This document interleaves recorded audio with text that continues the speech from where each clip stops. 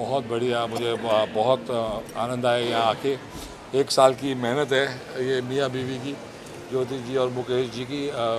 बहुत इनने मुझे समझाया था कि क्या क्या होने वाला है, और आज मुझे समझ में आ रहा है कि वाकई वो होना शुरू हो गया है। 1 साल से आई थिंक ऊपर हो गया जो हम लगे हैं कि हार्ट ऑफ आर्ट एक ब्यूटीफुल एग्जीबिशन हो, ऐसी एग्जीबिशन हो जो भी आर्टिस्ट इसके साथ जुड़े वो ज़िंदगी भर के लिए जुड़े और हमेशा उसकी ऊंचे जाते जाए, स्तर बढ़ते जाए और फेमस होते जाए, उसकी रेपुटेशन बढ़ती जाए, उसके प्राइस बढ़ती जाए, और वो जो आर्ट का पीस हम अपने घर में रखते हैं वो उसकी वैल्यू बढ़ते जाए। तो ये हमारा मकसद था और उसी को सोच के हमने ये स्टार्ट किया। अब ये एग्जीबिशन का पहला दिन था, थर्सडे था, and I think it was brilliantly done. I am proud of them, they really worked hard, and वो रंग लाएगा इस 100% श्योर। मेन चीज़ ये है कि ये एग्जीबिशन 3 दिन की है, लेकिन मैं चाहता हूँ कि एक बड़ी हार्ट ऑफ आर्ट फैमिली पूरी जुड़ती जाए पूरे देश से, विदेश से, सब जगह से लोग आके हमारे साथ जुड़े, और ये ऐसा एक प्लेटफॉर्म हो कि कोई भी आर्टिस्ट अपनी फ़ोटो यहाँ डालेगा और वो पूरी दुनिया में कोई भी खरीद पाए। ये हमारा एंड का मोटो और मकसद यही है। But I think it is a brilliantly done and I want to congratulate them, well done.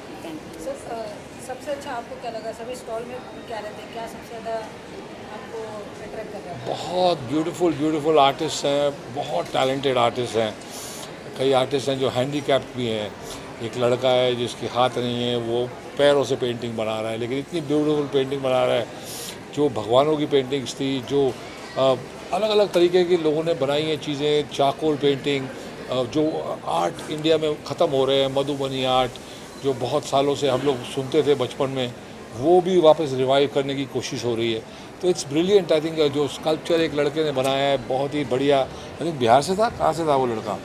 Bihar. उसने बताया कि भाई हमारे पापा जो है वो रोटी के लिए लड़ते थे, और एक रोटी के लिए लड़ना और रोटी के लिए ज़िंदगी में लड़ते पापा वहाँ पहुँचे, और पापा ने बेटे को एक और स्तर ऊपर बढ़ाया, और बेटा लड़ते सुपरमैन बनने की ट्राई कर रहा है। तो ऐसे जो चीज़ें देखते हैं को मिलती हैं तो बड़ी खुशी मिलती है। आर्टिस्ट जो है वो एक बहुत बड़ी चीज़ होती है। हम लोग तो एक्टर हैं, एक्टर सब कुछ नहीं है, सारे काइंड ऑफ आर्ट होते हैं। तो ये जो आर्ट है जहाँ लोग अपनी मेहनत से को कैसे अपनी चीज़ें बनाते हैं, इनकी भी वैल्यू बहुत ज़्यादा होती है। हार्ट ऑफ आर्ट एक ऐसा प्लेटफॉर्म है जब आर्टिस्ट को खुद की वैल्यू क्या है वो समझ में आना बहुत ईजियर हो जाएगा। क्योंकि जब हम ऑनलाइन पोर्टल पे उसकी फ़ोटो डालेंगे, उसकी पेंटिंग डालेंगे, चीज़ें डालेंगे, तो सपोज़ उसका प्राइस 45,000 है, इमीडिएटली बिक गया, तो आर्टिस्ट को पता है कि यार मेरा प्राइस इससे ज़्यादा है, अगली पेंटिंग वो 60 में बेचेगा, फिर 80 में बेचेगा। अगर नहीं बिकेगी तो आप बोलेंगे भाई 45 से थोड़ा 5-10 हज़ार कम कर दे, तो 35 में बिक जाएगी। तो this is the way to get your right price. Price एक ऐसी चीज़ है जो एक्टर को भी समझ नहीं आता ज़िंदगी भर काम करते करते कि मेरा रियल प्राइस क्या है। लोग कई 5 लाख ले लेते हैं, हमें बोलते भाई आपको 2.5 लाख दिया, बोला हाँ ठीक है दे दे, लेकिन हमारी प्राइस 5 लाख है, हमें पता नहीं चलता। हार्ट ऑफ आर्ट एक ऐसा ज़रिया बनेगा कि एक्चुअल प्राइस लोगों को पता चलेगा। सर, ऐसे टैलेंटेड लड़कों के लिए जैसा अभी आपने जिक्र किया, तो गवर्नमेंट को भी कुछ करना चाहिए इनके लिए? देखो गवर्नमेंट करती है। मैं बहुत जगह गया तो मोदी जी के फ़ोटोज़ थे, मोदी जी उन्हें सम्मानित कर रहे थे कि आपने बहुत अच्छी चीज़ बनाई है, बहुत अच्छी फ़ोटो बनाई है, बहुत अच्छा काम किया है। तो अब गवर्नमेंट करती है, लेकिन पैसे गवर्नमेंट अभी नहीं दे सकती ना। वो गवर्नमेंट एक स्कूल में कुछ थोड़ा सा वो करा सकती है कि भाई फंड है, वो स्कूल को रिवाइव कर दिया, स्कूल को कुछ ग्रांट दे दी। लेकिन आर्टिस्ट की लाइफ बहुत हार्ड है। ये जो प्रोफेशन इनने चुना है, इस पे अगर घर चल सके तो बहुत बड़ी बात है। अब मैंने 5 साल की बच्ची देखी है, 5 साल की बच्ची आर्ट बना के बेचारी हार्ट ऑफ आर्ट में आके उसने अपना एग्जीबिशन में डाला है। एक 5 साल की बच्ची, एक 9 साल का बच्चा, एक 10 साल का बच्चा है। वो तीनों ने एक स्टॉल लिया हुआ है और वो अपने फोटोज़ डाल रहे हैं। दिख रहा है कि उनका फ्यूचर बहुत ब्राइट है, और जब तक वो बड़े होंगे तो वो उन्हें और कुछ करने की ज़रूरत नहीं होगी। लेकिन बहुत सारे ऐसे हैं जो बैंक में काम करते थे, किधर और गवर्नमेंट में काम करते थे, वो रिटायर हुए। रिटायर होने के बाद उन्होंने अपना पैशन फॉलो किया और हार्ट ऑफ आर्ट का ज्वाइन किया। तो उन्हें एक मौका मिल रहा है कि एंड ऑफ देयर लाइफ, जो मतलब जो पहले यंग एज में तो कर नहीं पाए, क्योंकि पता है ये हमारा घर नहीं चला पाएगा, पर वो गलत है। एक आर्टिस्ट का घर यंग एज में, और उसकी वैल्यू भी मरने से पहले अगर उसे समझ में आ जाए तो इट्स ब्रिलियंट। और that is heart of art का मकसद कि we will try and achieve that. बहुत है, एब्सोल्यूट स्ट्रगल है। और आर्टिस्ट मोस्टली देखा है ना, एम एफ हुसैन, जो बड़े बड़े आर्टिस्ट हैं, वो मतलब उनकी वैल्यू बढ़ती ही जा रही है। वो चले गए लेकिन वो आर्ट की वैल्यू बढ़ती जा रही है। तो वैसे ही होता है, आर्टिस्ट की वैल्यू उसको यंग एज में मिल जाए, उससे पैसे उसके घर चलाने में वो टाइम पे मिल जाए तो बहुत बेटर है। तो if you really talented, you must get your value for the money for that art in your life. बाद में आपके बच्चे उसके साथ मज़े करें तो कोई फ़ायदा नहीं है, पहले ही हो जाए। ये हमारा मकसद है, ट्राई कर रहे हैं कि हमें सबकी वैल्यू पता चले और हम सबकी वैल्यू बढ़ा सकें। उनको ब्रांड क्रिएट। कभी ड्राइंग किया? हमने ड्राइंग की है बहुत ही घटिया तरीके से। हमने ये जितनी भी चीज़ें हैं जो यहाँ आपने देखी हैं, वो सारी हमने स्कूल में सीखी हैं। जब नॉय स्कूल में हमें बना के ये फ़ोटो रख के बोलते भाई ये बनाओ, तो हमने बड़ी कोशिश करते थे, लेकिन कसम से बड़ी घटिया सी फ़ोटो बनती थी। और ये जो मधुबनी आर्ट है, ये भी हमने सीखा है स्कूल में। तो इसीलिए हमें पता है कि इनकी कदर होनी चाहिए और इनकी वैल्यू क्या है। क्योंकि मेरी मम्मी को बहुत शौक़ था, रोज़ शुरू हो जाती थी पेंटिंग करने। बोला हाय हाय मैं बेचांगी पेंटिंग, लेकिन कोई बेच नहीं पाए। हमारे रंजीत अंकल अपनी बेटी की पेंटिंग बना रहे 7-8 साल हो गए। कभी उसके फुल स्लीव कर देते, कभी उसके हाफ स्लीव कर देते, कभी उसकी टी शर्ट का कलर चेंज कर देते। अंकल ये पेंटिंग कब बनेगी? तो that's how it is, it's not easy. हर आदमी को लगता है मैं पेंट कर सकता हूँ, हर आदमी को लगता है मैं गा सकता हूँ, लेकिन सच बात नहीं है। That's why I value them. And कोई भी चीज़ जो लोगों की भलाई के लिए हो, जिससे लोगों का फ़ायदा हो, और उसमें अगर आप जोड़ते हो तो ऊपर वाला आपको पुण्य देता है। सर कुछ कहने जा रहे थे? नहीं, मैं यही बोल रहा था कि ये हार्ट ऑफ आर्ट से एक ब्रांड वैल्यू क्रिएट हो रही है उन कलाकारों की जिन्हें हम पहचानते भी नहीं। फॉर एग्जाम्पल मैं अपनी बात लेता हूँ, MF हुसैन एक ब्रांड वैल्यू था, मैं जानता था, लेकिन इतने कलाकार है तो मैं नहीं, मेरे जैसे बहुत सारे लोग भी नहीं जानते उनके बारे में। तो वो एक ब्रांड क्रिएट हो रहा है इस मार्केट की वजह से कि आज बिंदु भाई ने बोला प्राइस कैसे बनेगा जब वो ब्रांड बनेंगे, वरना पेंटिंग कोई भी करता है, प्राइस कैसे डिसाइड करेगा।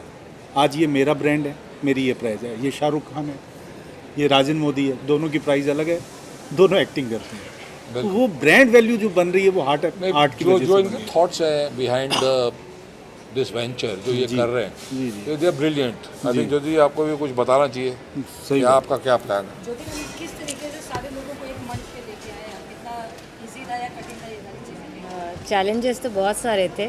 चैलेंजेस स्टार्ट होते हैं वेन्यू से कि ये लोकेशन में आर्टिस्ट साउथ मुंबई छोड़कर आएंगे क्या। दिवाली से इतना टच हमारा इवेंट है, एकदम नेक्स्ट डे दिवाली है, तो लोग आर्टिस्ट यहाँ पार्टिसिपेट करेंगे क्या। तो काफ़ी सारे ऐसे छोटे छोटे चैलेंजेस हमने पिछले 1 साल में देखे और उसको पार करने की कोशिश की। आज ऐसा लग रहा है कि शायद हम सच में पार हो चुके हैं अच्छी तरीके से। बस मतलब बता नहीं सकते कि क्या क्या किया है, लेकिन बहुत कुछ हुआ है, बहुत कुछ किया है। जी जी। एक चीज़ मैं और बोलना चाहूँगा, अभी आज मैं सब स्टॉल पे बिंदु भाई के साथ गया, जिस तरह लोग दुआएं दे रहे थे बिंदु भाई को, मुझे बड़ी खुशी हो रही थी कि क्या अनजाने में एक ऐसा काम हो गया जो शायद उस वक्त नहीं सोचा होगा कि किसी के मम्मी पापा आ रहे हैं कि सर आपने मेरे बच्चे के लिए ये किया, प्लेटफॉर्म दिया। तो मुझे ये लगा कि बिंदु भाई को जिस तरह से दुआएं मिल रही है शायद दूसरे काम से नहीं मिलने वाली थी। अचानक से इतना एक हार्ट ऑफ आर्ट एक्चुअली ये हो गया। जो जब ये लेके आए मेरे पास, अनिल लेके आया ज्योति जी और मुकेश जी का, बोला भाई ये ऐसा करना चाहते हैं। तो जब मैं इनका जो विज़न है वो सुना, तो विज़न बहुत दूर का है। ये तो कुछ भी नहीं है, ये तो स्टार्ट है। लेकिन जो इनका एक्चुअल जो थॉट है और जिस तरीके से ये जाना चाहते हैं, आओ मुकेश भाई इधर आओ, इधर मेहनती है आप भी आओ, आइए। तो जो ये लोग ने सोचा था, जो इन्हें विजुअलाइज किया था, वो अगर आपको पूरा जिस दिन आपको समझ में आएगा तो वो बहुत हाई लेवल है, उसका कोई लेवल ही नहीं है, सही इट बात इज़ है। Beyond the stars. तो मतलब जैसे एक बहुत बड़ा क्रिस्टीज़ है जो ऑक्शन करता है अलग अलग टाइप की चीज़ें, ये ब्रांड वैसा बनने वाला है कि इंडिया में it will be a different level. अब सुनील शेट्टी जो बहुत ही ब्रेनी आदमी है, वो कभी अपना नाम कभी अपना फ़ोटो ऐसे देते नहीं है, आप सब जानते हैं सुनील शेट्टी को, बहुत ही ब्रेनी है। तो उन्हें समझ में आ गया और उन्होंने कहा Bindu I want to be a part of this, I am a part of this. तो that is wonderful. Because of him joining us, Anna is also very very particular, वो भी एक आर्टिस्ट की कदर जानते हैं, मैं भी जानता हूँ। और ये दोनों हस्बैंड वाइफ ने मुझे आज जो बोलते हैं ना, मेरे दिल में शांति हुई है, बहुत खुशी हुई है, क्योंकि हम जब अपना नाम देते हैं, अगर वो नाम सही तरीके से यूज़ ना हो तो बहुत दुख होता है। Now I'm very very proud that I'm a part of the Heart of Art family and I would always be here. एक आर्ट से रिलेटेड एक चीज़ ऐड करना चाहूँगी कि आर्टिस्ट जो इंडियन आर्टिस्ट है वो इंटरनेशनली इतना बूस्ट नहीं कर पाते। तो हमारा मेन मकसद यही है through the shows and all कि हमारे अभी इंडिया में भी बहुत आर्ट बाय होता है, ऐसा नहीं है कि नहीं होता है, काफ़ी करोड़ों करोड़ों में होता है, लेकिन इंडिया में बाहर के आर्टिस्ट का बाय होता है। और यहाँ आप देख सकते हैं कि यहाँ किसी प्रकार के आर्ट की कमी नहीं है, या ये आर्टिस्ट उनके साथ कॉम्पीट नहीं कर सकते। इनके आर्ट भी उसी लेवल के, उसी से भी बेहतर भी है आर्ट लेवल। तो ये जो चीज़ है, जब तक वो घर से इनके बाहर निकलेगी नहीं और जब तक इन्हें कोई एक प्लेटफॉर्म मिलेगा नहीं, तो ये पता नहीं चलेगा कि ये कैसे हमारे जो इंडियन आर्टिस्ट है वो बहुत फर्स्ट क्लास है और कहीं भी कम नहीं पड़ते हैं इंटरनेशनल लेवल से। और इसीलिए हम बहुत सारे इंटरनेशनल शो सीरीज़ में लेकर आ रहे हैं। जैसे अभी हमारा द आर्ट ऑफ आर्ट जो है वो अभी मुंबई, दिल्ली, बेंगलोर में हो रहा है। हमने दुबई भी डिक्लेयर कर दिया है, हमारा अप्रैल में दुबई में होने वाला है शो जो है। इसके बाद में हम एक और इंटरनेशनल वेन्यू लेंगे, फिर एक और इंटरनेशनल वेन्यू लेंगे, ताकि जब हम छोटे छोटे शोज़ इंडिया में करेंगे और इसमें जो क्रीम जो छन कर निकलेगा उसको इंटरनेशनल प्लेटफॉर्म देंगे, ताकि इंटरनेशनली आर्ट इंडिया का सेल हो, ना कि इंडियन जो है जाके इंटरनेशनल आर्ट खरीद के ले आए।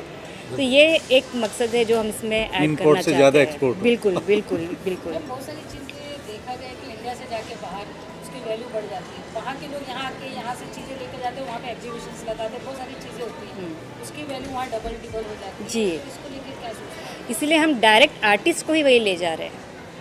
यहाँ से आर्टिस्ट खुद अपना आर्ट लेकर जा रहा है, तो उसे वही वैल्यू मिलेगी जो उसके आर्ट की है, ना कि कोई बीच में मीडिएटर होगा कि उसने यहाँ से परचेज़ की, और क्योंकि उनको मार्केट ही नहीं पता होता है।